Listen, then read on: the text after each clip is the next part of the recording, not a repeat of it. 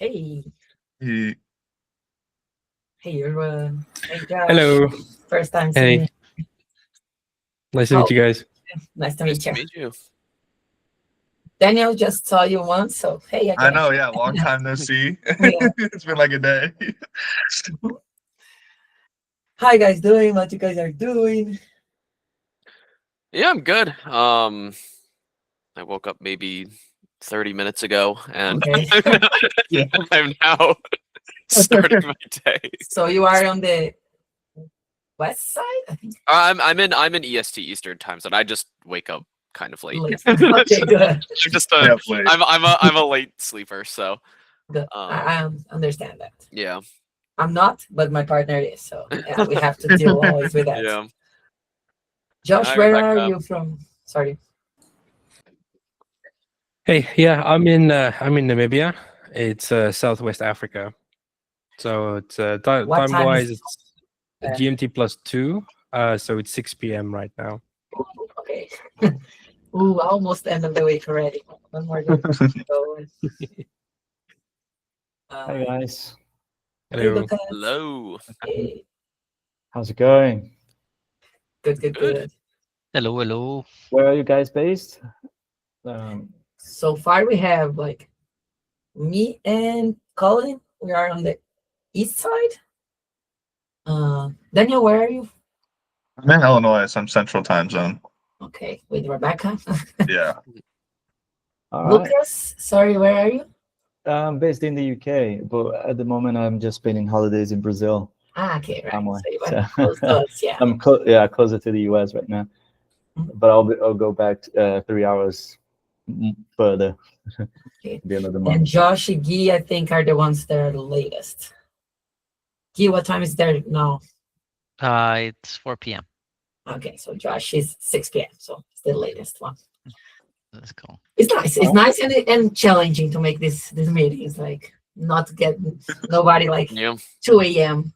So Yeah. Josh and Guilherme, you both in Europe. Yeah, I'm in Portugal, All right. and I don't Yeah, know. I'm in Africa, Southwest Africa. All right. Nice. A lot of But you're places. not from. Where are you from, Josh? I'm from here. Are you from there? Oh, nice. Yeah. Egypt, Ethiopia. Oh no, it's Namibia. So if Namibia. you know where South Africa is, it's right next door. All right. Okay. Yep. All right. I just got mixed east and west. It's like the other side. Yeah, I always try to read we because west and east, and then I know like is it That's a because good it's point. hard, yeah, to remember. That's why it always takes me some time to ask like you are on the west side. Okay. Nice. Okay, Yeah, cool. I'm Do not- we? Sorry. Go ahead. I was just gonna say, do we have like a point for this meeting? Like a, I don't know how to say it in English. I forgot the name. Any keynotes, I guess. Yeah, right? exactly. Yeah. Like, I don't have. I don't know if Rebecca has or if you need to wait for Delcio. okay. I wonder if we have to. Yeah. Has any one of I'm you just gonna- guys had a chance to try something on the rigging side or pipeline or anything?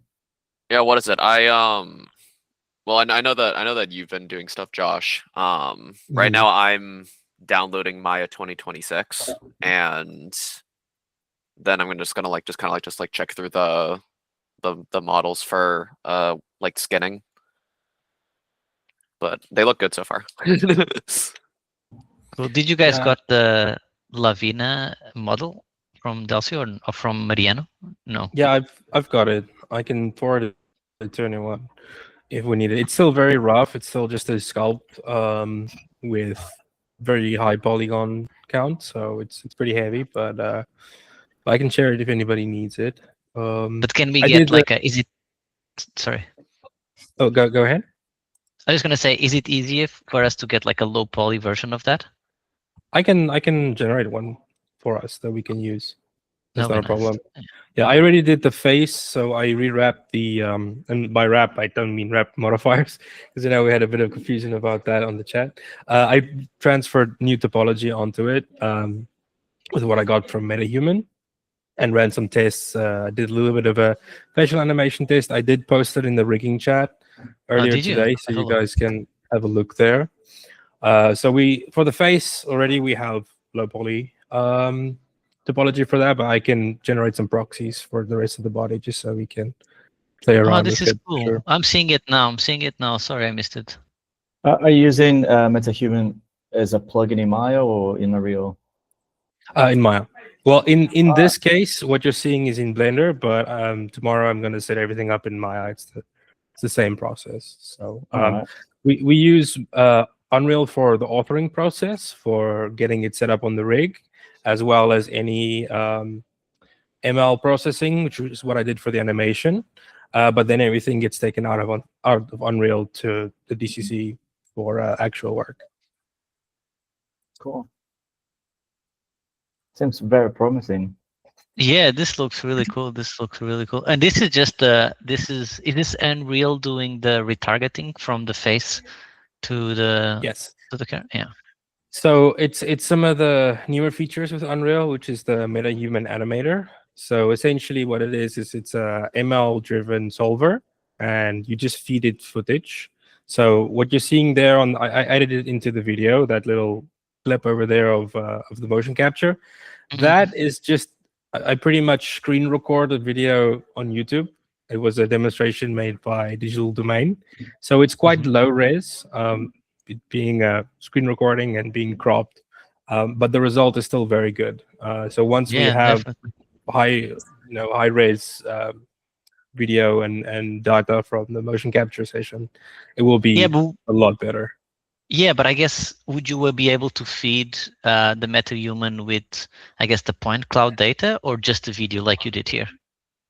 I need to look into doing it with the point cloud data, but you could do a live link. And you can also do the video as well. So it just depends on how we can set it up and what would be the easiest for the motion capture session. But as a fallback, that's why I sort of tested this out. If we, for some reason, just can't figure out how to get it to link with the actual session, we can always just use the footage from the head-mounted cameras and feed that into the ML solver as a backup. And it works pretty well, yeah. To have control, after we transfer it, and then if we want to tweak it, is it doable? Yes, it's really cool the way it does it. So when it solves the animation, it bakes it onto the control rig, so onto the faceboard and not onto the skeleton. So when you take it to Maya, it's all the controllers that have been keyframed. So you can just go and override those if you want to manual tweak it before you bake it down to the actual face rig. Yeah, so they it's sort of pretty nice. look like. Yeah, let me see if can I post images in the call? No, right? There's like a chat thing, I think. Yeah, but it doesn't let me post images. Yeah, and the controls are quite nice actually. The UI that they use is actually quite intuitive. I'll post it on the rigging channel, just so we are aware. Yeah, and so it just bakes it directly into those controllers. Yes, exactly. So that's quite nice. Cool, and then I guess we can. So we build this. The idea is like to have, I guess, have you guys like decided if you're going to use like M gear or advanced skeleton or something in between, or what do you guys feel is the best? Like an M gear and then just put the MetaHuman head wrapper around it? I would say, on my opinion, M gear would be more suitable because there are lots of you find lots of extension of repositories online available for mostly for MGA. The code is open, so we can extend it if needed. That's my opinion. Okay. Yeah, I thought about the same too. I've used it before, and as an animator, I really like the tools that they have. The fact that you can just like right click and FKIK and all these things, I really like it. and looks solid. I'm just not sure about like customizability, like if we can integrate the MetaHuman head into the the module, like the Yeah. guides or whatever. But if you guys So- believe we can do that, that's fine for me. Yeah. So MGear does have a like option for attaching like the MetaHuman face to the MGear body. It comes, I think it's under like the it's like under like their like UE gear section. And then we So can it's also just, directly yeah, it's directly in their yeah, like, it's directly in pipeline. the system. Yeah. Yeah. Perfect. Yeah. Nice.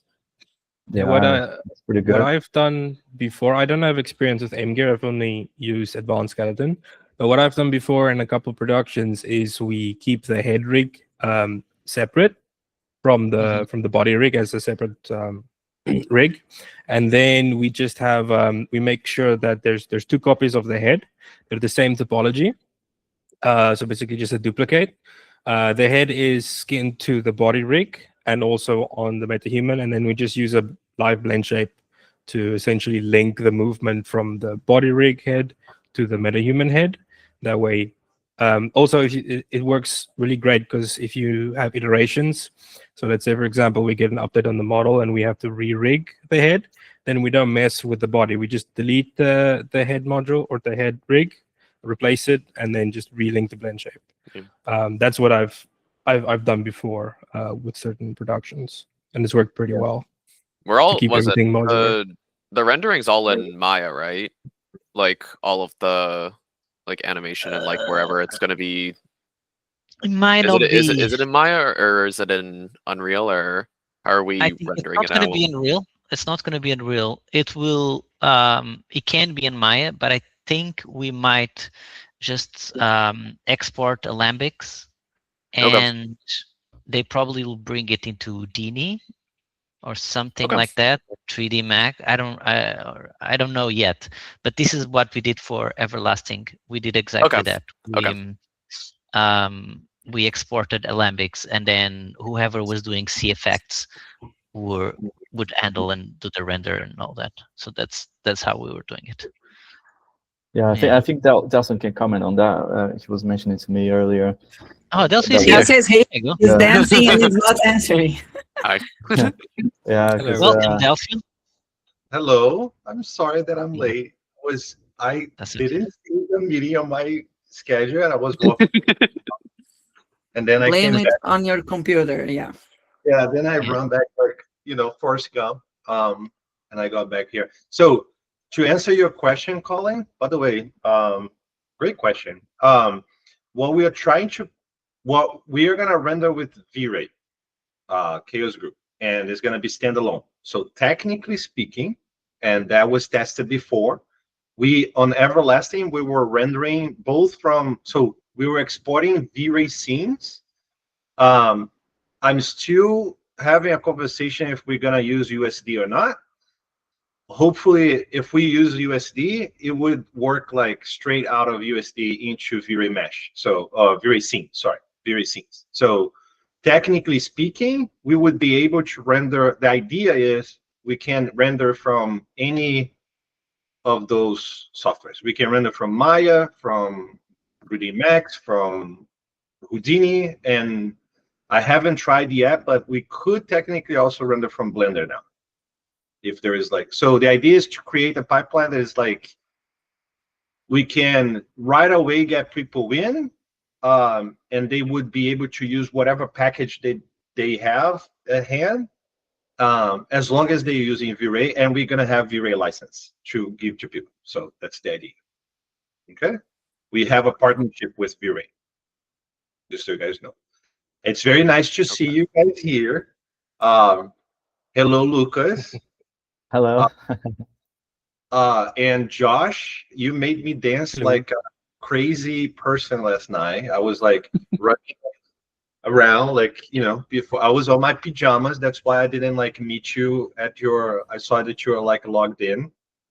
But I was in my pajamas at the time, so I was yeah. And then you sent that video and I was super excited.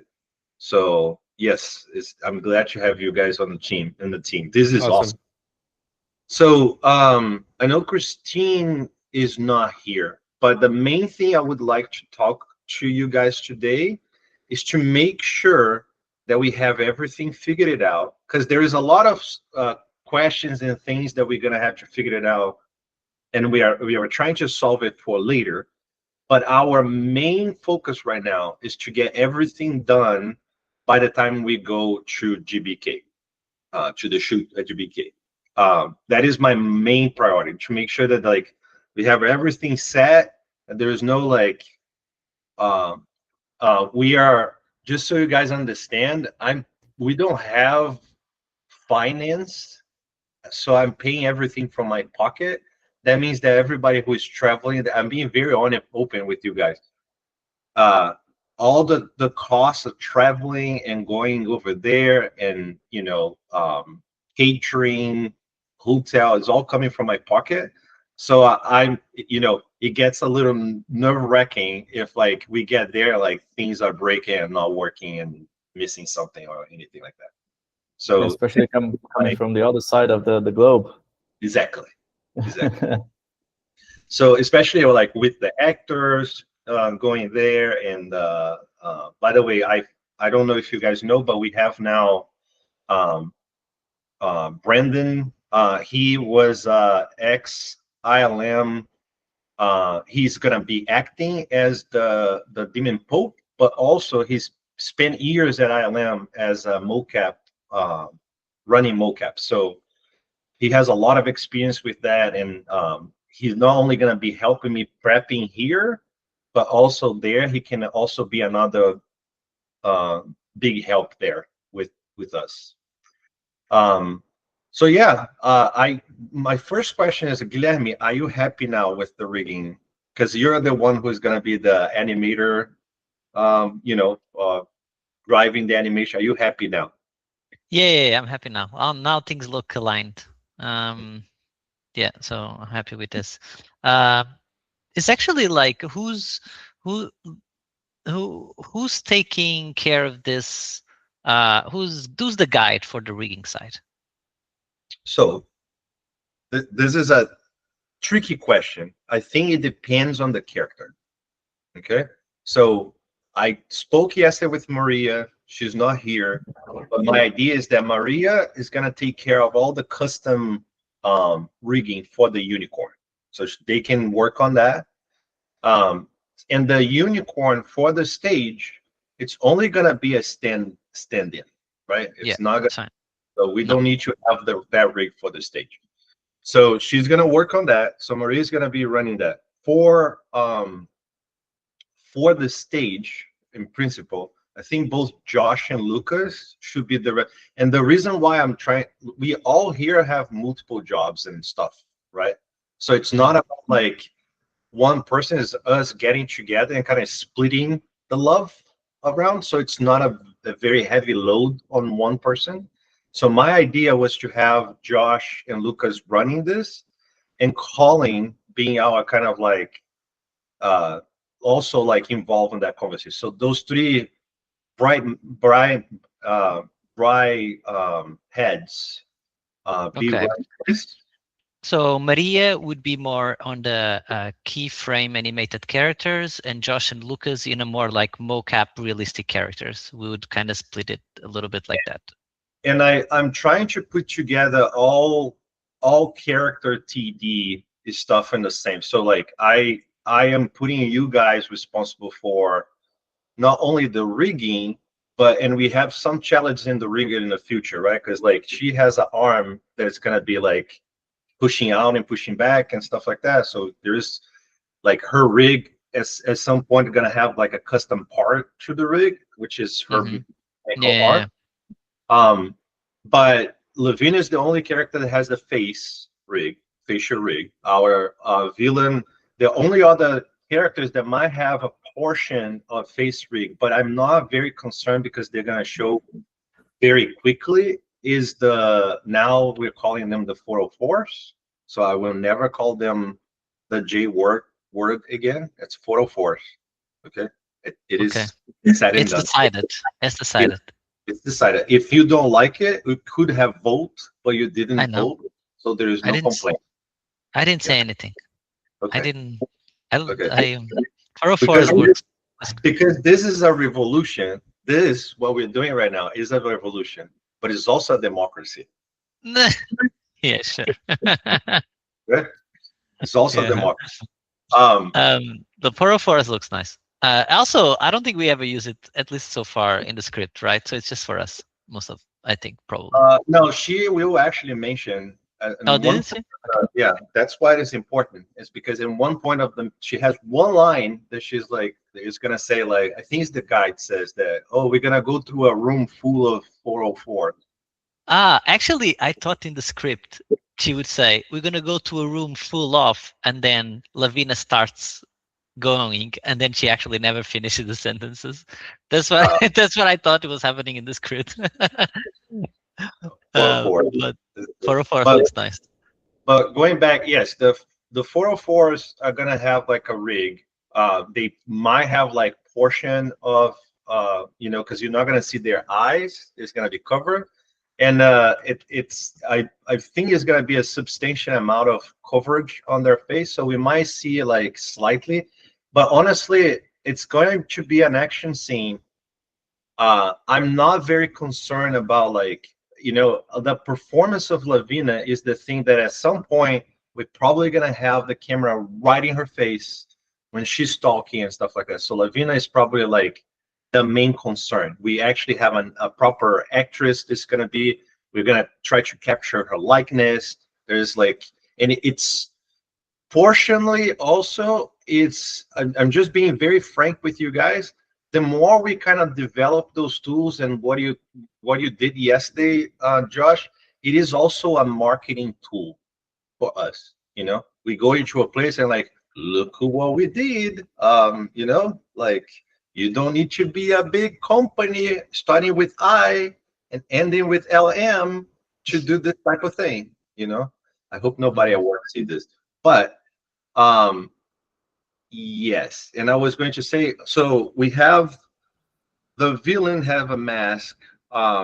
So I think all those. Yeah. And what I was trying to say is that this group is not, in my mind, not only responsible for the rig itself, but also Claw, Sam. It's like anything related to TD, the hair. There are Okay. yes. So There's you some. Yeah, CFX and rigging, you're putting that on the same bucket. Is that it? Okay. Yeah, I've got a bunch of experience with CFX, and I also I've been building my own grooming toolset for Houdini over the last 3 years. It's a full overhaul of the Houdini grooming tools. So if you guys like, I'd be happy to sponsor that for the show and maybe rooms as well. Okay, you're trying to make me dance like live right now, right? Like just start dancing, like. Yeah. And would we be able to like use that with our V-Ray scene? Is that can we like export that? Yeah. Okay. Yeah, we that's something that actually I would like to improve from our last pipeline. I don't know why at some point we took the decision that we would bring. I think it was before we decided some things on our pipeline on Everlasting, but technically speaking, I don't know why we were building the groom in Houdini. So we were using Houdini tools, then shifting the splines into Maya. I think it's because our grooming look dev was built in Maya. So we were like, but I think on this project, we can make the grooming be look dev into Houdini. And then technically speaking, we're going to have to go through Houdini regardless. My camera died. We're going to have to go through Houdini regardless, because that's probably where we're going to do all the claw simulation.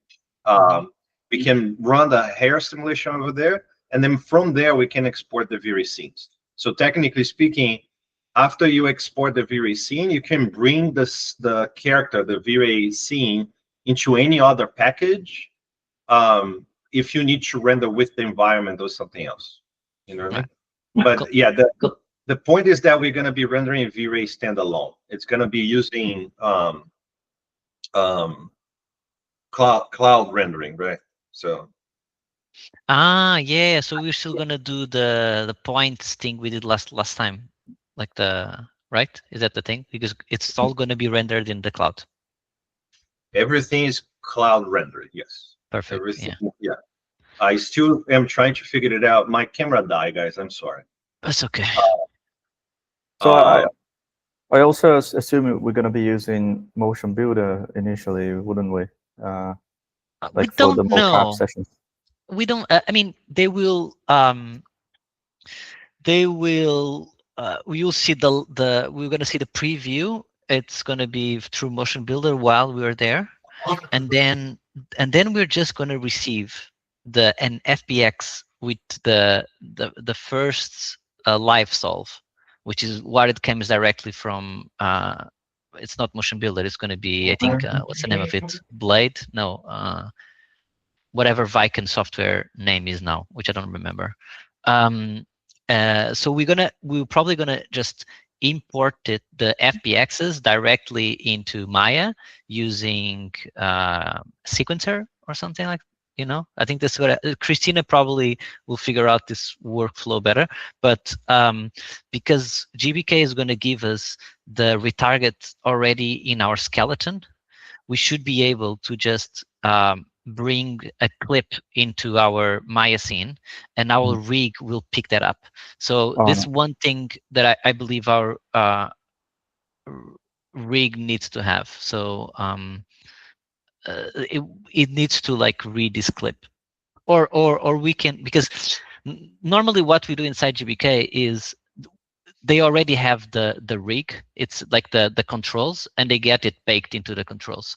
But we won't have that at the time of the recording. So I think we're probably just going to receive a skeleton with data on it, and we're going to have to like bring it into our characters. So it's going to have maybe a bit of backward and forward retargeting. So so it's going to have a skeleton. The control rigs are going to have to be parented to a skeleton or something. I don't know how you guys want to do that. Yeah, as long as you said, they're gonna retarget it, and we're gonna have the same body proportions. It's very easy just to transfer to the controls. Yeah. The idea, the initial idea is that it's going to be 1-to-1 because we already like it's going to record it with the correct characters.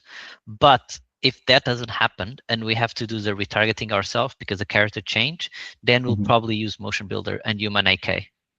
That's what I imagine we're going to do. But so far, we might not need Motion Builder. Yeah, cool. We'll see. Yeah.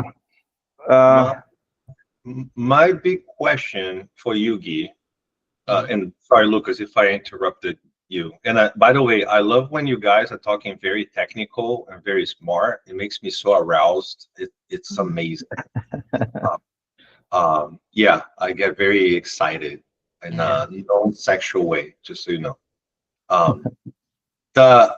The question I have for Yugi is that I think our plan is trying to get a rig. So like I was looking, looks like with what you did, Josh, we're gonna move on with kind of like the facial rig would be kind of, if I understand correct, the facial rig is gonna be a meta-human facial rig. It's kind of like out of the box.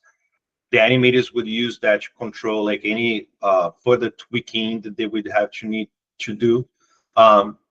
Now the body, I'm still confused. Are you still trying to use that whatever that you like, or are we also playing with the meta human? So we were just talking about that, I think just before you arrived. M-Gear actually has already built in a way to use an M-Gear rig as the face of the rig when it's building the M-Gear rig. So I believe it's fully integrated from what Colin and the guys were saying. So yeah, M-Gear for the body, meta-human for the face, and all gonna live together. Oh, I love when you do those noise, man. Do what? But also, I have to tell you guys, it will be like, I don't know, it's something that Christina mentioned to me that she was worried. We were worried about it because we were wrapping our character. No, we're wrapping our character over an meta-human face, right? Is it I going to be think Josh, slow? Josh Let me debunked it. Yeah, let me just Explain. quickly explain it. So when we talk about wrap, we're not referring to wrap modifiers. It's a term we use in character department, which basically just means we're transferring the topology. So basically, we're baking it in and sort of just basically instead of manually retoping it, we can have a pre-made base mesh. In this case, it would be the topology we get from the MetaHuman system. And then we just essentially take the shape of our character and transfer that topology onto our shape. That's what we're talking about. It's all baked. It's real geo. There's nothing that's linked or needing to run that can slow down the rig. It's all just sort of like behind the scenes on the character side in terms of topology. So All right. as long as we use MetaHuman's topology and UVs for the face, we have the rig, no problem, and it's really easy to set up. But that's only for the head. The body, rig, and topology can be whatever we need. It does not matter. All right. Cool. We're just afraid it's going to be really slow or something like that, because No, we should be good. yeah, awesome. So yeah, that's I guess now where we need to talk about is what we're gonna get on the 16, right? Tells you also. Yes, I guess we have a hard, how you say, a hard milestone there. We need to deliver them stuff to the stage. I'm still trying to get a proper writing email or something. That's probably for Rebecca to take a look.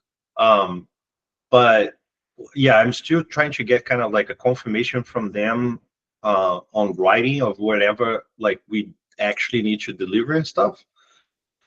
Did we get that already? I don't know.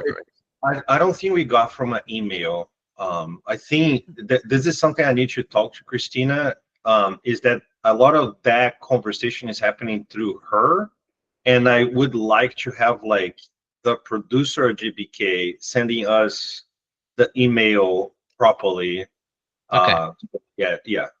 Cool. But so I guess because we've been talking about this for so long, and majority of the people here just got in, we have a shooting booked on the end of March. We still haven't booked the exact date, did we, Delcio?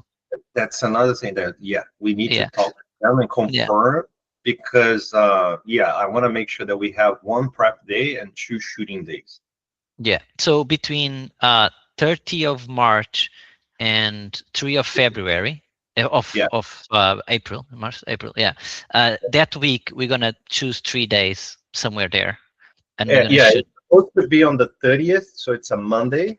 We should be getting there on a Saturday, sleeping, used to the time difference on Sunday. Sorry, I'm a queen. I need to sleep. I need my. It's okay. We can figure out that later. What I wanted to say now Monday is just prep, and Tuesday and Wednesday is the shoot, and then is. But it's important because we can't really push this too much because it's Easter. Okay. All right.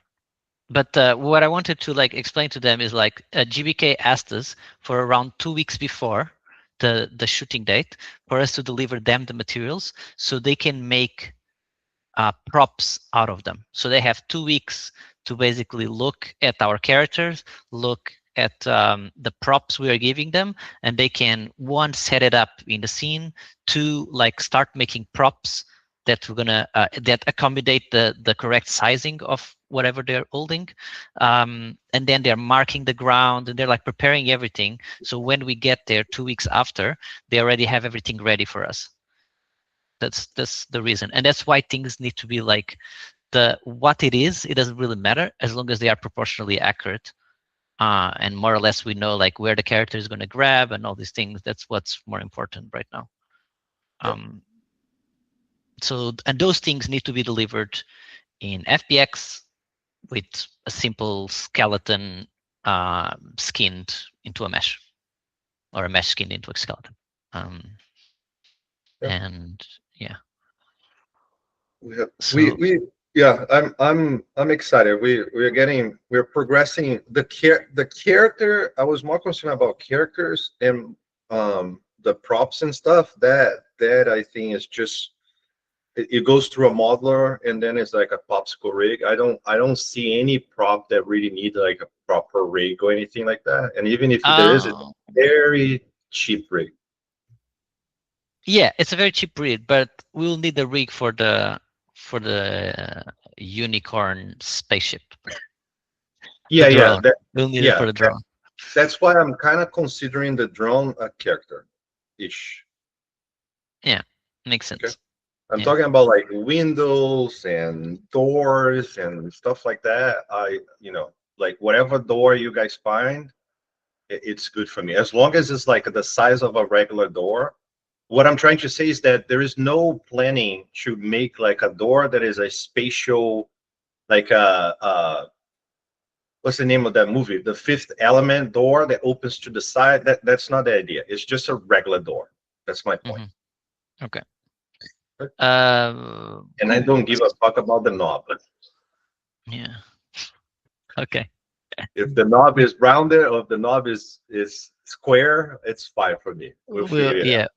We'll figure out, but whatever you decide, it's what's gonna be. Whatever you That's decide in the mocap shoot.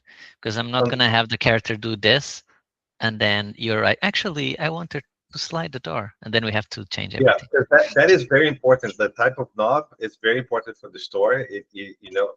Come on, G, you know how I am. Oh yeah. Anyway, You- what So, also for the people here, just to say, G is actually more picky on those things than I am. I try to approve the shot, and he goes back and like, oh, I need to change this, and they're like, come on, G, we need to move on. yeah, a little bit. You're right.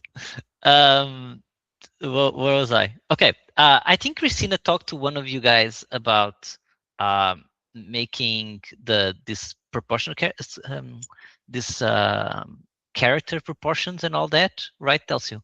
Who was in charge of doing that? In charge, no, but who was assigned to do that? Jack Jack. Malone. Yes. Yeah.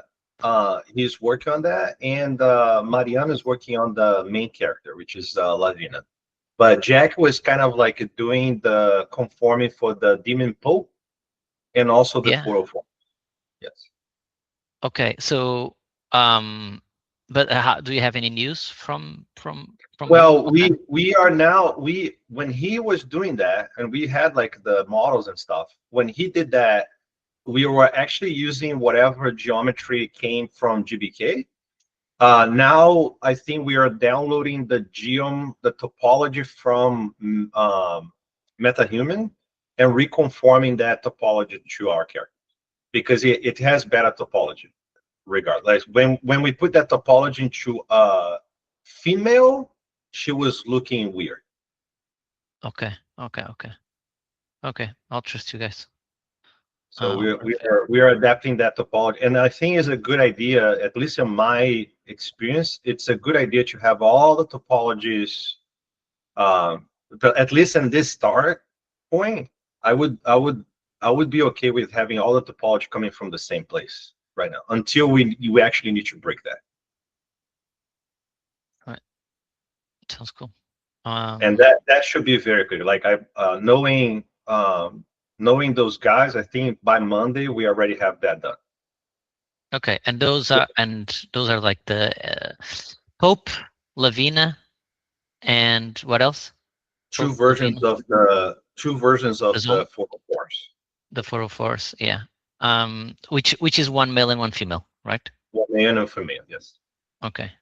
And they're going to be generic. I think we can, in my experience, by just changing their clothes and changing slightly their accessories and stuff like that, we can generate like variations and stuff. I don't expect that we need to, because like we only really gonna see one character of those like somewhat close in my head. We're never gonna have like we're never gonna like look at them, and that's by design too. Like I want them to be kind of like a ghosts. I don't want them to have like personality per se. Okay, but I think it would be cool since we're already doing this this meta-human face. We could do the same for them. We could have them just, we can record ourselves making some weird like rah or whatever, or doing something like that, and then just get that into the characters. Even if it's in the background, the movement of them and the creepiness that's going to cause, it's going to be really cool. No, yeah. We can. Sorry, Go ahead. we can even with the ML solver that it has, we can even just as we do those noises record ourselves on our phones and use that footage to train the animation through the solver to have, especially if they're like in the background, right? It should be fine for essentially free facial animation for those guys if we wanted to do that.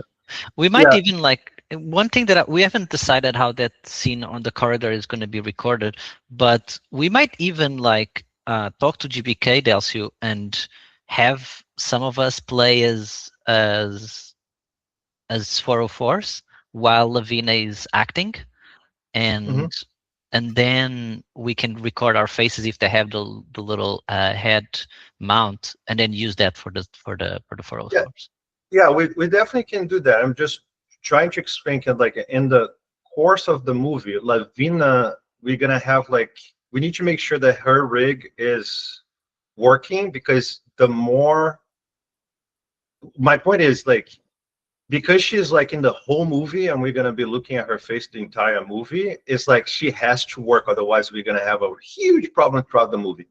The 404, we can try the same. If it doesn't work, it's only a couple shots, and I know that we can always like figure it out something later. Okay, like we can. that makes sense. That's what Josh was saying. We can record our faces. We can do whatever like. We can, yeah, we can cheat our way out of it if nothing else works. We can start from doing right, but if we get there and kind of like, oh, we don't have enough cameras, whatever it is, I'm not concerned. My big concern is Lavina. Okay, sounds like a plan. And I can't wait to see you acting like a zombie. Me? Yes. That's fine. It's easy. Yes. I'm gonna let that actress. But THU, I'm sorry. Are we gonna have zombies in the film? I don't remember that. It's 404s. I'm sorry. There you go. You said zombie. I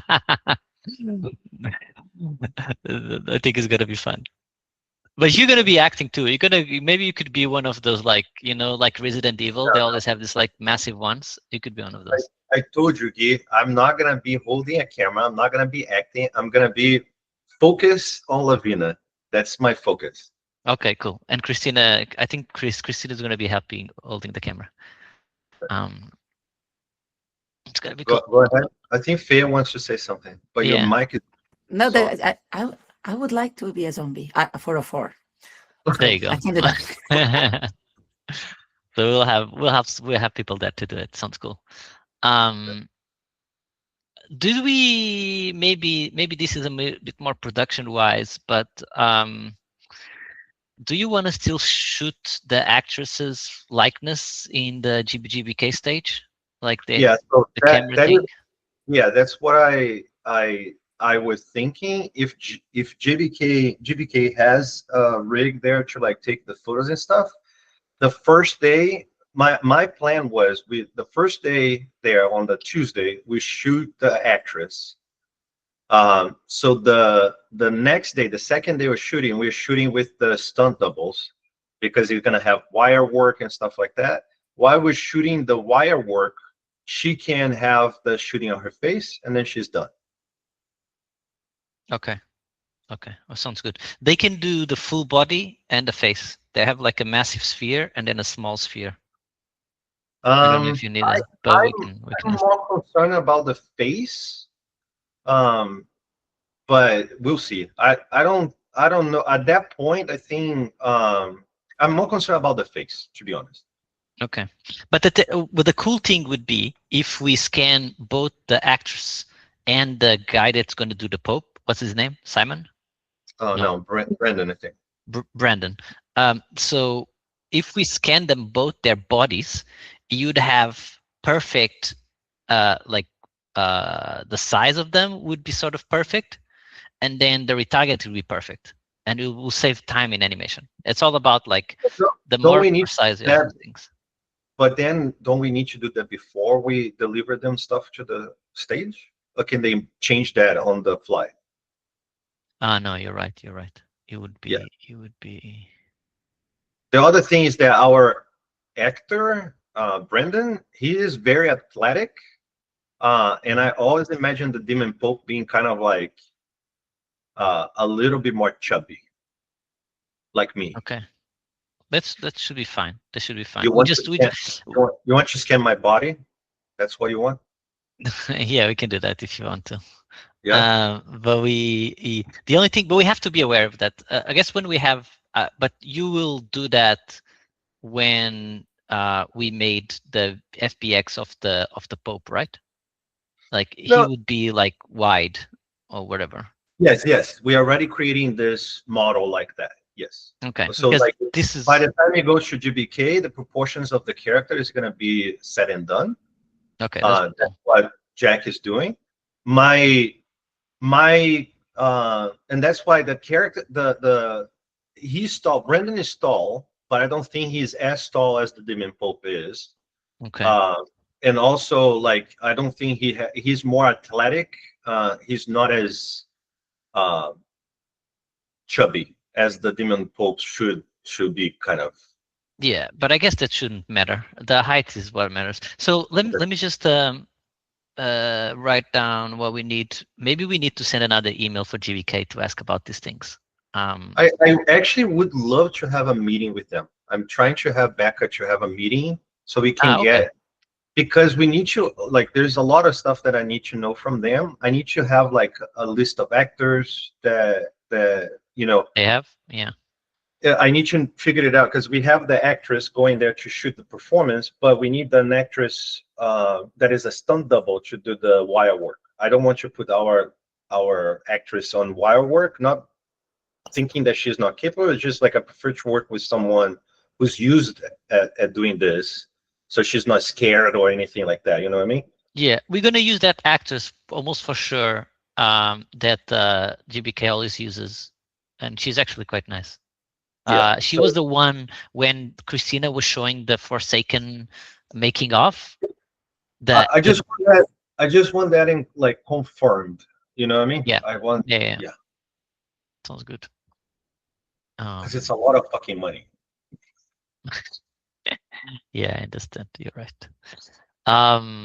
So yeah. So another thing. So how about the props? Who's going to be skinning all these props and giving? Because we should get a folder maybe on the drive and start populating that folder slowly with all the props we're gonna need. I think Christina. I went through the other day, but I can go again with Christina about the props and stuff. The only prop that really caught my attention was the window. That I thought the window was completely a wrong scale. And it's not, again, I'm not concerned about how things look, like the chair, it doesn't not concerned really about that. Not yeah. Yeah, it's the scale. So the scale of the window is was a little off. She now has the horn. I was even talking to her that we don't really need to break the horn. The horn is just for like a stand-in, so like they know kind of like the dimensions of the horn for building a prop out of it. The one thing that is pending, but I'm not considering as a prop, I'm considering as a character, is the drone. Yeah, that's an important one. Yes, The drone size is of it. and then I have questions for people that have like you. Is like, is it worth like putting some kind of weight on the drone? I'm afraid of like if the drone is like a balloon, I think that's gonna be weird portrayed on the. I am a big fan of putting weight on things. It makes such a big difference. Such a big difference. Okay. Like even like the helmet, I would like to have some weight. I would like to wrap her arm Yes. with something heavy. So Okay, so we're in the same she's aware of. Yeah. Yeah, We're in the- definitely. Okay. That makes such a big. I was thinking like, how can we put like a glove or something that I want her. Oh, there was one other thing. her glove, and this is, yeah, sorry. So Mariano, when he was modeling her hand, he took away one of her fingers, and I thought was looked pretty cool. So her metal arm only have 4 fingers, right? Yeah. It's kind of like, it looks like a Disney character, but it's really cool when he did that. Is that gonna bite us on the butt at some point with the performance of the hand, or? No, it's fine. Don't worry about it. I mean, they did all the Avatar with 3 hands or whatever. They In only what have. is it? In mocap, you can have like you can basically like reassign different joints to different fingers. So if you do have like a missing finger, you can basically like, so let's say like the 4 fingers you have is like the thumb, the pointer, middle, and ring. You can just delete the pinky, Okay. and then the Yeah. pinky like won't appear in the capture. Okay, sounds good. Yeah, so she's gonna have one less finger, and her fingers are a little bit. It's kind of like Mutant Ninja Turtles that have like a finger that's a little more thick and stuff. So, and it was looking pretty cool. So, but yeah, it's like I'm a big fan of putting a weight on her, because it's a really big part of the story is that she's carrying the weight of her arm, like around. That's the idea. But yeah, for the props, Guy, going back to the props, I looked through the files that Christina was putting together, and I think the only thing that I saw that concerned me was the window, because I know, like, the door, she's gonna open a door. There's a window, she's gonna open the window. Other than that, the majority of stuff is like static stuff that would never need to move, right? Okay. Like even the balcony, it's kind of like a metal thing that is not gonna change or move or anything like that. We just need to get the height right or close Yeah. enough. That's And those things. That's what really matters. It's just the height. So when the character puts the hands, it's more or less on the same spot. Yeah, and I think a lot of things are gonna be answered, and we're gonna feel more relaxed after we see the first cut of editing and stuff. Then I know that things are gonna change. We're gonna invent stuff on the stage, and we're gonna improvise and stuff like that, which is, I'm all for it. But I think a lot of that's we're gonna start planning ahead and like, hey, I'm just giving you an example. I'm not saying this is the case, okay? But her leap of faith when she jumps from the balcony, we can have her jumping from the balcony, and then certain parts, we might have to figure it out like by keyframing, or anyhow, we need to figure it out approaching plan. But I never envisioned her having to be captured like jumping. What I'm trying to say, we can break up as much as we can her movements instead of trying to capture in one take everything that she's doing. You know what I'm talking about? When she jumped from the balcony, she doesn't need to jump the balcony and grab into something. We film her first jumping the balcony, then it cuts, and then it cuts for her swinging, then it cuts. So that's my idea. But all those, I think, it's gonna come into a little bit of time. Okay, that's fine. My big concern is the technical part, and it seems like from this week, like the conversations that we have been having and stuff, I feel way more at ease with the technical part. Yeah. Okay. Can I would like to like steal this meeting if we are all good with like cover overall, and we can always have a second meeting. I would like to talk a little bit about pipeline in general, if that's okay. Yeah. Okay. So pipeline in general, before I lose Lucas, because Lucas, I can see that he's already looking at videos on YouTube. I'm just doing work at the same time, but I'm listening. Yeah. It's like repetitive work, so like this type of work that you can listen to a podcast. Yeah, I call the monkey work. I wish I could bring a lot of monkeys like the Superman movie had and put them to work for me. But then the animal control would be mad at me. But so we had just so you guys know, we had a meeting with Pallet, and we had a meeting with Aeon. I got an offer from Aeon. To be very honest, it's a little outside the scope of work that I like, the scope of money that I was expecting. But a lot of that is coming from their cloud-based disks. Okay. So I'm trying to figure out what I wanted to talk to you guys and get your guys' brain on it is that I was actually willing to try to find a solution for this. We are right now we are being using, and that's what we use on the first Everlasting. We have an infinite, like we have a unlimited disk drive from THU that is a Google-based drive. And then we could use that, or in the worst case scenario, we could create a virtual machine or something that is like a AWS system or something like that. That it would be our hub. But I was actually wondering if we can create that hub, if we can create our system with the disk, either using the G drive, or creating our own. That would offset a lot of the costs that Aeon was giving to us. And then we, technically speaking, we would have still a little bit of their support. In my point of view, I am actually willing to go with Aeon, just because there is like a marketing portion of it involved, and we would get some of their support.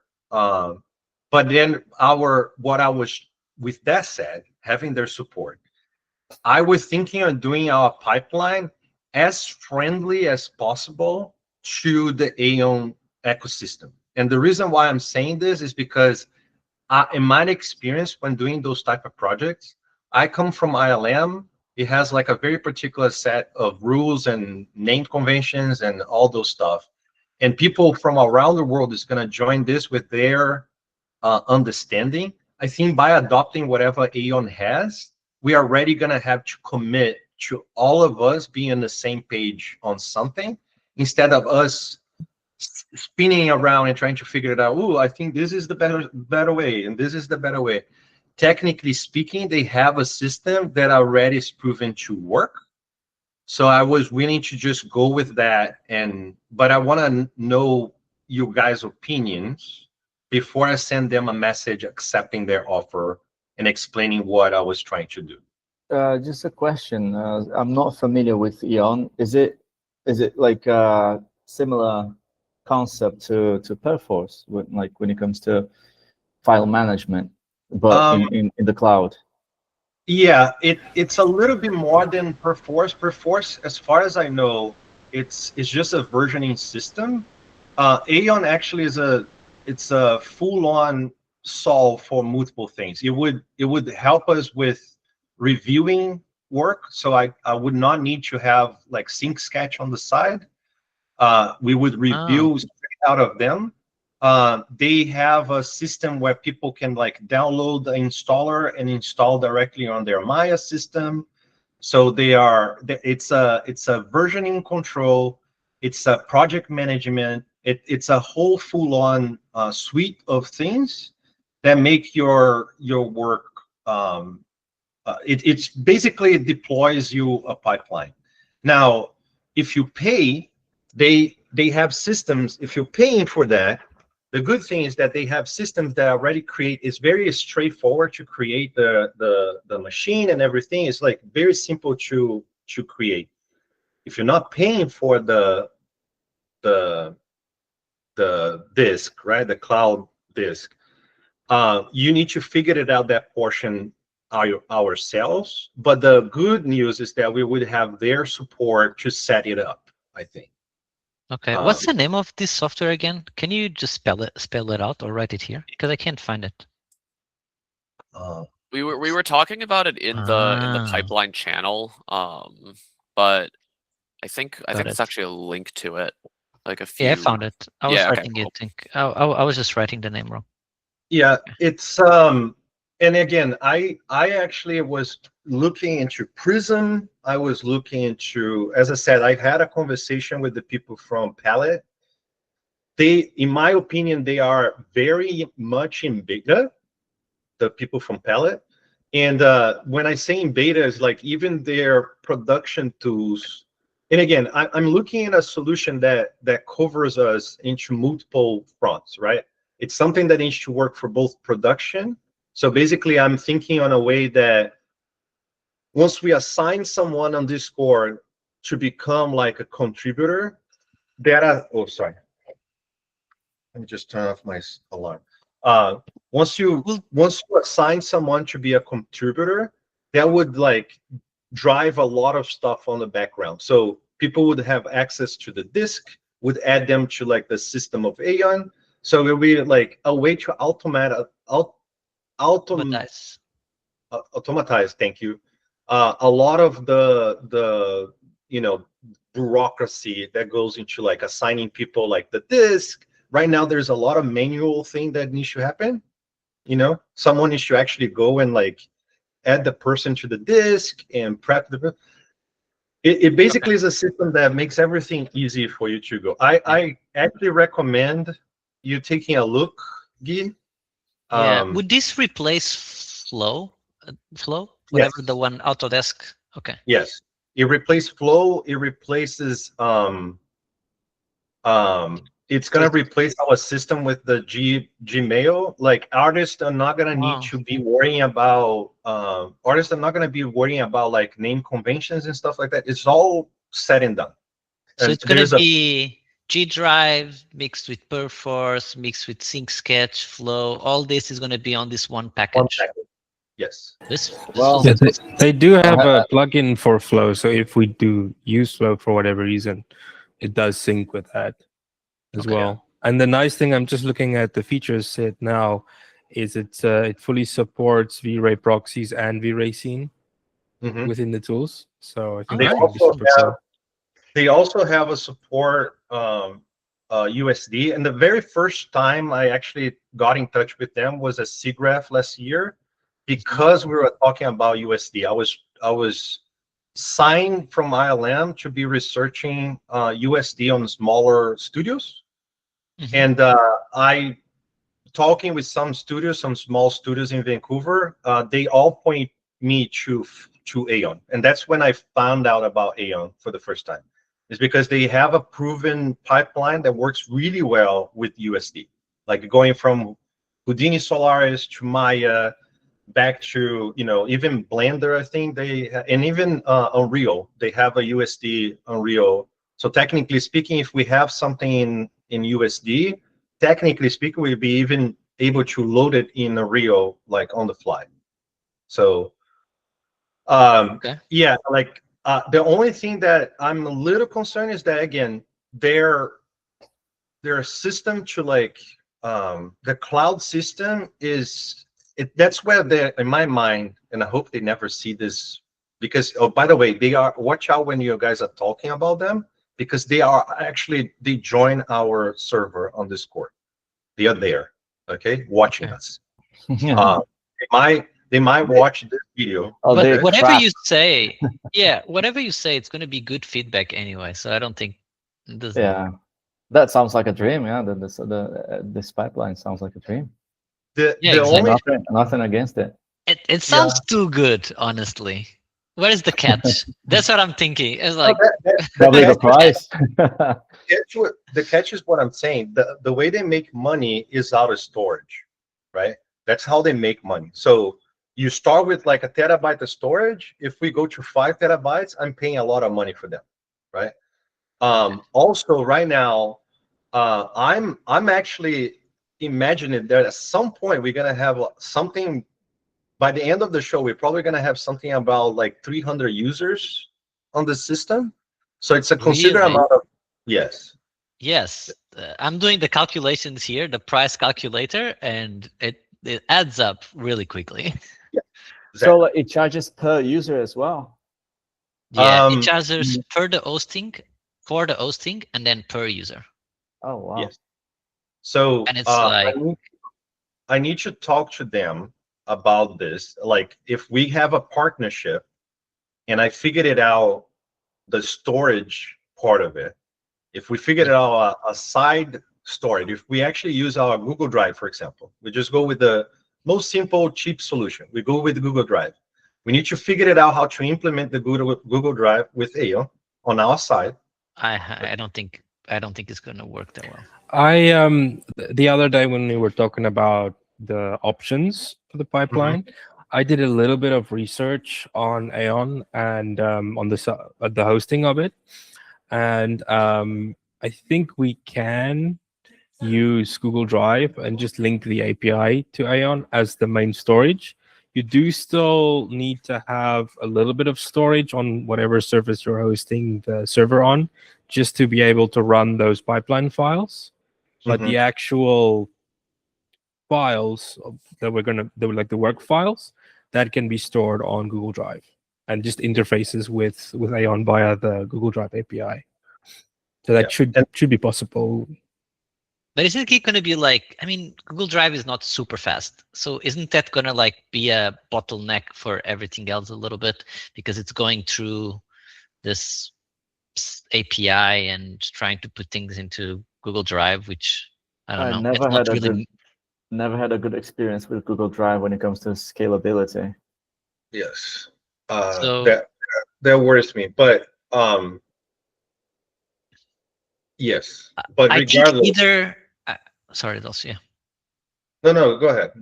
I was just going to say either we self-host and we buy a bunch of hard drives and then we have a server somewhere with this and it's self-hosted, or we buy the cloud. Actually, I think the cloud would be best, because even if we are paying a little bit more, you have backups.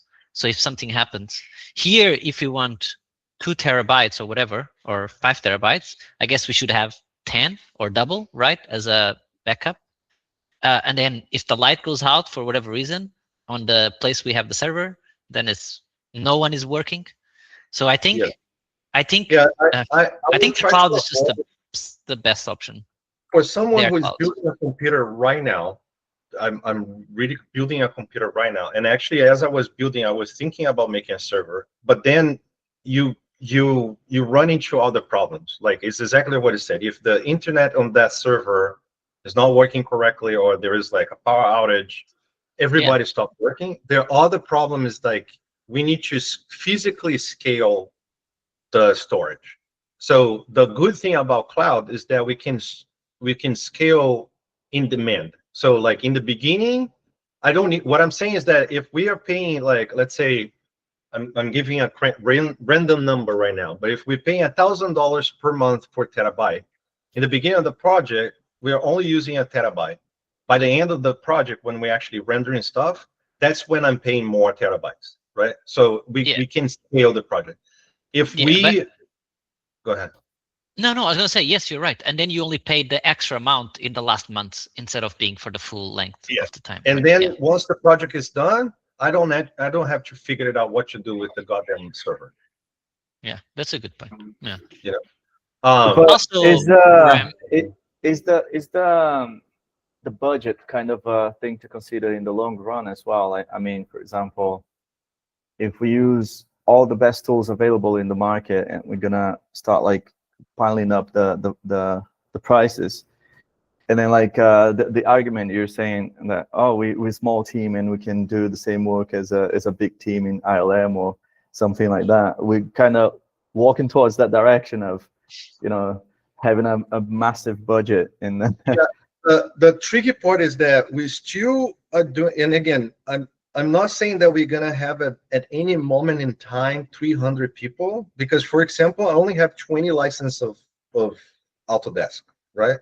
And we're gonna be sharing those licenses. So what I'm saying is that over the course of the project, we're gonna have, in my mind, around 300 users, right? We don't gonna have, like, I don't think at any point in time we're gonna have 300 at the same time, right? But in the end of the day, we're gonna have passing through 300 different users and stuff like that. So, like floating license. Say that again. 14. Yeah. Floating. Yeah, Floating. I hope they're floating. Yeah. I need to double check if they're floating or not. But And license is tricky, right? Because like, for example, I'm not counting my own license on this. And if you have like a license, great. If you don't, I give you a license, but it's going to be for a limited time. We still need to figure it out how the license is going to work. Just so you know, I applied for this special thing from Autodesk and we got approved. So I got 20 license as an indie company, stuff like that. It's kind of a big deal, but we're still figuring it out the rest of our, anyhow, I'm still figuring out some stuff with Autodesk. We have, by the way, we also have the support of someone on the USD side of Autodesk. This is part of our deal. The deal that I'm trying to figure it out with Aeon, I got an email yesterday. I'm still trying to figure it out. I just wanted to know your guys' take, if it's something that is worth pursuing, or you guys prefer another more guerrilla style stuff to do. For me personally, if like, it's more like rather we're gonna go down the route of unlimited budget, as in having everything. Of course, sounds like an amazing tool, like a dream. But then if it's extremely expensive, and then we're gonna scale, it's just like when you see the cost of a big studio with all the license, they need to make sure we're having for every software all the latest tools. It just like becomes just another, like in the game industry, we call it AAA studio, rather than you know, just like a small studio or a small indie team. Yes. So if that's the goal, then sure, yeah, let's move forward. But if the goal is the cost is also going to be something we're going to have to balance out, there are some alternatives as well. Yeah, the tricky part, and just to make sure, the AAA is because you have like a lot of, like ILM, for example, is like, we are right now, I think 1,600 people around the world, right? Currently working at the same time. The project that we're gonna work on, I don't think, again, we're not gonna be 300 working at the same time in place. And the only reason we're gonna have more people is because since we are all working, we're not full-time employees, right? So the idea to be able to achieve everything we're gonna achieve in this small time that we have, we're gonna have to split as much as we can over tasks, right? So we're gonna basically get a task, split it into like very little pieces. That is the idea of like how we can achieve this in such a short period of time. Mm-hmm. But yeah, and again, when I saw the numbers, I was a little like, fuck, to be very honest. And like, you know, it is a great tool, and I think we can make it work with the, because like, to be honest, there is an alternative. It's Aeon is also have like a free version, right? They have like a community free version that we can just like figure it out ourselves, and there's no support and stuff like that. I'm actually trying to bring them to THU. So there is a partnership happening, and they are already like bringing down quite a bit the price. So the price that you see online right now, it's not reflecting what we are achieving on our side. They are gonna go to it involves like marketing as well, right? Like we're gonna have to make sure that we are marketing their system as we go. And I'm gonna be responsible about that. You guys don't need to worry about it. But I'm just right now, let's put the money to the side. Let's just think on the like best case scenario. I need to leave. I'll watch the rest of the meeting later. Okay, have a good night. Oh, day. Enjoy. But yeah, like in a best case scenario, utopia, I am rich and I'm paying for everything out of my pocket, and we have unlimited resources, unlimited power. But then, like, if in this, sorry to interrupt, but in this dream scenario, in this utopia, the final goal, do we want to be another ILM? No. we want to be my vision is that we want to break ground and change things. So my idea is like, but in order to do that, let's dream with the best first, and let's bring it down and cut it off. You know what I mean? But what I want to know is that, like, going with AI is even something worth pursuing, or should I start like, no, thank you guys, we're gonna look for another option? I think in the most ideal scenario, I think having everything sort of centralized in one area is really good, considering that there's so many people coming from so many different places in the industry.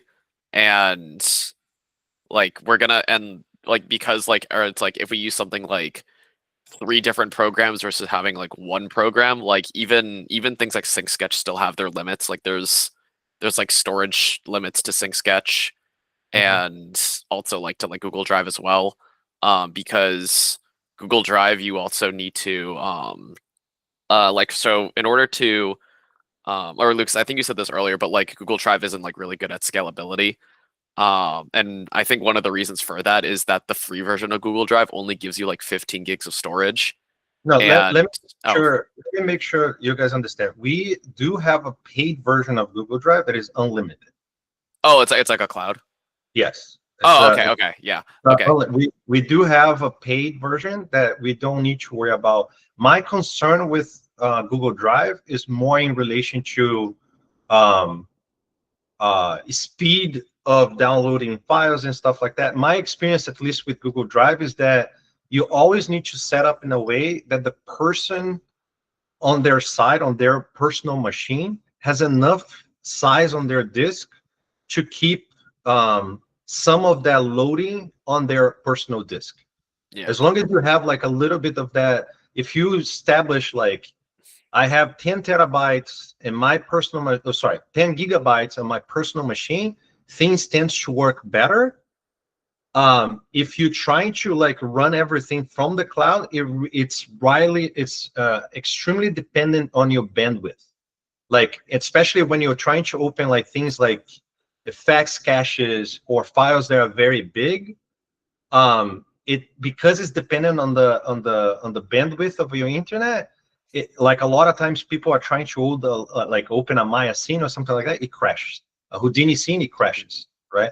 Because it's trying to on the fly load that scene from the cloud. That won't work, right? But like the amount of data, I'm not concerned if we go with the Google Drive, because we are paying for that already. Yeah, but I think that kind of strengthens the sort of centralization point, because it's gonna require a lot of communication of just like knowing like where things are, and then having something like Ion, which already inherently has that, like it will make things easier for people who are also like just getting into the project.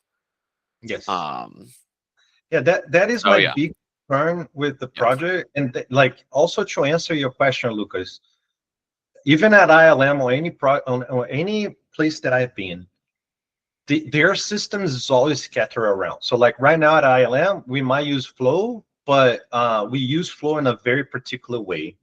And then we have other tools that we use that is kind of like doing other stuff on the side, like kind of like legacy tools and stuff like that. I'm getting kind of like on that place right now that I can't really like talk much about this, otherwise I'm being recorded. And if someone at ILM figured it out, it's like I'm fucked. But even on big studios, things are kind of scattered around. Like what I'm trying to propose is like, can we do as a small indie thing? Can we really like take a third-party solution and just going with it, and centralizing everything? My big concern is always going to be the artist's time. What I'm trying to minimize is that if we have someone to do a task, an animator, a modeler, or anybody else is coming to do a task, how can we minimize the amount of time that person is going to spend setting up everything instead of actually doing a good thing, which is art? That is my main concern, right? If it takes the person like days, to get said and done, like, well, I need to install this Maya version. I don't have this Maya version. I need to wait for my email to be approved on this disk, and I need to like download the files to my machine manually, and I need like this takes too long, and it's too boring. You know what I mean? So that is my big concern right now. Then after we figured it out, then I'll figure it out. Business plan for the future and all this stuff. Sounds great. Yeah. Okay. Yeah. Basically, I'm saying that once this becomes actually a business and I'm hiring you guys, you're gonna be working for me 8 hours a day, not just like 2 hours over the week. You know what I mean? So then the scope of work, the things, we're not gonna need to be like a 300 people. We can be just, but the same idea apply. Like, how can we minimize the amount of technical effort from people? Yeah. Like, and another thing that I experience a lot on those small projects is if people are not familiar with like the name convention and stuff like that, we run into a lot of those problems on Everlasting.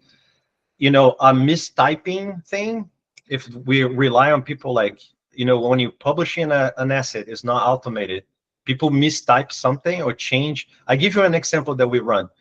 Because the disk drive on Everlasting, some people used in English, some people used in Portuguese, some people use it in Spanish. You know, the drive was not saying like drive, like shared drive. If we hard coded something with shared drive, it would mess it up everything, because in Portuguese was not being called shared drive. You know what I mean? It would be calling like in Portuguese, like. So that type of thing I'm trying to avoid the most on this project, like not having people. I'm trying to avoid us having to kind of like, oh shit, we need to figure it out why this is not working. Tickets and that. Wait until you start bringing Polish people into the team. Oh yeah, I'm used to work with Polish people. The worst for me is really the Brazilians. Fuck, man. No, I mean because of their language. I have a Polish computer because I work for a Polish company. It's just like, I don't know how they understand that. And so Portuguese also, Portuguese, man, hard to work with. They are very literal. It's so funny. Very, very literal. You say, like, you ask a question, you go to Portugal and you ask them a question like, hey, do you have a glass of water? Expecting them to bring you a glass of water. Ah, They you say, mean Portuguese from Portugal? yeah, from Portugal. You ask them like, hey, can I have a glass of water, please? And it's like, do you have a glass of water? They say, yes, we do have a glass of water. And they go away and they never bring the goddamn glass of water to you. They are very literal. Yeah, I've heard that. We just like Right, Guy? Kinda. We just like making fun of it. I don't think they take it seriously. I think it's just a joke. There's a lot of like a restaurant, coffee places jokes around that thing. They just take it literally as a joke. Yeah, as a joke. Yeah, I know. I have many stories about Portugal in my. That's for another time when we're having beers. Yeah, exactly. Cool. But yeah, let's. I think we should move forward with this one. I totally support this idea because it's centralized and it's gonna save a lot of time. It's just like as you said, and then whenever it becomes more business side of it, we can sit down together and discuss it again. I mean, yeah. So I agree. can I give you guys a little, especially for you, Lucas, since Josh already have like some stuff on his plate, and Colin also is gonna have some stuff on plate. Can you take a look at the Aeon? Maybe download, like they have it's very interesting. I did that a while ago, like last year when I was at SIGGRAPH. Like after I went to SIGGRAPH, I tested. They have like something that is kind of like a demo project already. You can it's kind of like browse. So it's a 14-day. You test it out. Can you just like start testing it out, looking at it, researching? I'm gonna message them back, talk about like. And meanwhile, take a look at the system, and if there's any red flag you see, and this goes for any of you. If you guys looking and searching about Aeon right now, if there's any red flag, you just let me know, and then we can look into alternatives. Okay. Cool. Before we go, would you guys like to just distribute tasks? For example, I was thinking about maybe Josh, you could continue investigating on the facial things that you're looking before. Yep. A little bit of pipeline, and maybe Colin, if you'd like to take a look at MG and the body rig, if you'd be down to that. Yeah, And I can take a look. cool. And I'll take a look at the motion builder, not motion builder, sorry, mocap transferring data side of things as well. And then I think we're good. Well, I just quickly want to bring up one point, one little caveat with MetaHuman, and that is that because it runs on a ML system, every person that uses the rig, so that being all of the riggers and all of the animators, will need to have the MetaHuman plugin installed in Maya. It's the same That thing with is- MGear.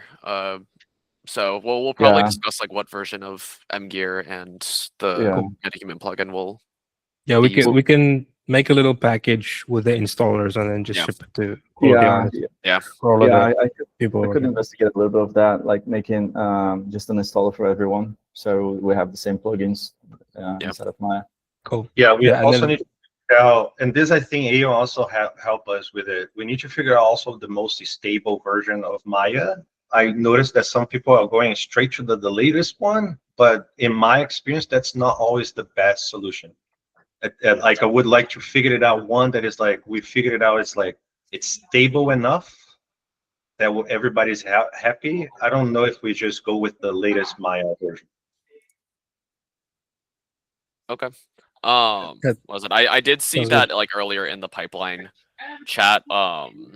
You did throw in the like Maya 2026.3 thing.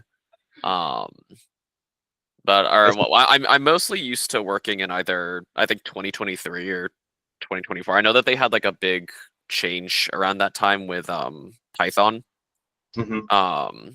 Because I think they switched from like I think it's like 2.7 to like Python 3.1 or something. It was there was like some switch up there. But Yeah, there was another big change as well. I forgot now. yeah. Yeah, the reason why I pushed that was actually like the guy from Maya who works with the USD, which is kind of his name is Tali, and at some point I'm gonna bring him to our Discord server, and he's gonna be supporting us with the USD part of Autodesk. He's working on all applications, all the CCs from Autodesk that involves USD. He is the one who recommended that version. Is the one that is the most stable one with the USD capabilities up to date. Also, it's worth mentioning, Maya 2026 released this new locomotion ML based, which is like we're investigating at my studio at the moment. That is So you may have yeah, it can generate the. Let's see. It can generate just like a procedural walk or something, at least like for. Of course, we're going to be using mocap and stuff, but just in case you need to generate some animation, is generating it ML based, which is kind of a cool thing. Okay. Yeah. So I think Josh, I think we have a lot of stuff that we need to figure it out on the pipeline. Again, I like, Lucas, that you put like very straightforward things that we need. Like what I'm trying to say is that my goal is let's figure it out, everything we need to figure out first for GBK. And then we have a little bit of time to figure out everything for the production side of things, because I'm not expecting us to start having animators actually running scenes and stuff like that until like late May. Okay, so we have some time to start like testing things out and creating the proper pipeline. Okay. Sounds good. Yeah. I don't want to put you guys on the spotlight, but I was just genuinely curious about you, Luna and Daniel, what your background are. If you want to go, Luna? Yeah. So we're co-directing or like assistant directing alongside Delcio, and I have a background in concept art and kind of 3D generalist map painting kind of stuff. Daniel? Yeah, and so my background's in 3D animation. I've done some mocap stuff, and then I know a little bit about the post side compositing and stuff. Cool. So just to explain, Lucas, my idea is that I'm bringing Luna and Daniel to every single meeting I'm going through. They are kind of like flies on the wall, and of course they can talk and learn and do everything. They also directed. I met them because both of them direct like short movies on their schools, the SCAD school. Each one of the directing. So I'm splitting because I know that I'm handling too much on this project, and I have like a limited amount of time. I was going to say I'm using them. I'm not using them. I'm relying on them as kind of like downloading my brain a little bit and being able to kind of respond questions and helping more. And they're gonna be more on the creative side, but also like I allow them to go to any meeting and understand the process a little bit. So basically later on when Delcio is not around, they're in command. So they can like make decisions and stuff. And if they don't know what to, and I'm talking about creative mostly, when they don't know the answer, then they send me a message and I'll show up.